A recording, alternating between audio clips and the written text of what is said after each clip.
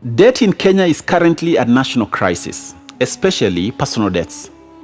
Our president, when he was being sworn in, declared that almost 5 million Kenyans had been blacklisted by CRB and hence closed them out of any possible borrowings. 5 million Kenyans in a country with 50 million people is a huge percentage, considering most of the blacklisted ones are adults. Many factors lead to crippling debts at a personal level. Today's question is whether a person who is in acute debt can arise and be debt-free. What would it take to be cleared from creditors? There's a story about a woman who is a widow who arose from debt to become the first oil-rich Jewish woman. Her life changed because of oil. This is a story in 2 Kings 4:1-7. The wife of a man from the company of the prophets cried out to Elisha, "Your servant, my husband, is dead, and you know that he revered the Lord. But now his creditor is coming to take my 2 boys as his slaves." This is the situation. She is in debt. The debt is caused by the death of her husband.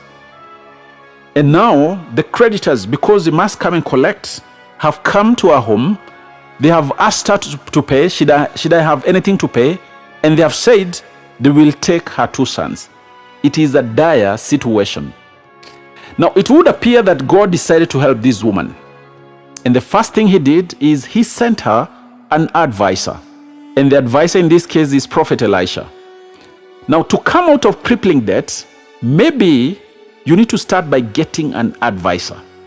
The advisor asked the woman, "What is in your house?"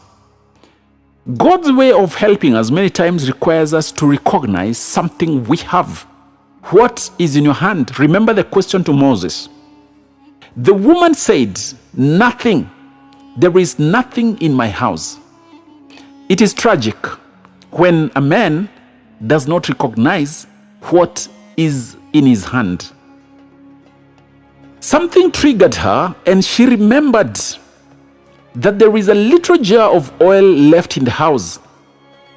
And she says, "Except a small jar of olive oil." That's it. The recognition of what she has is what God awaited.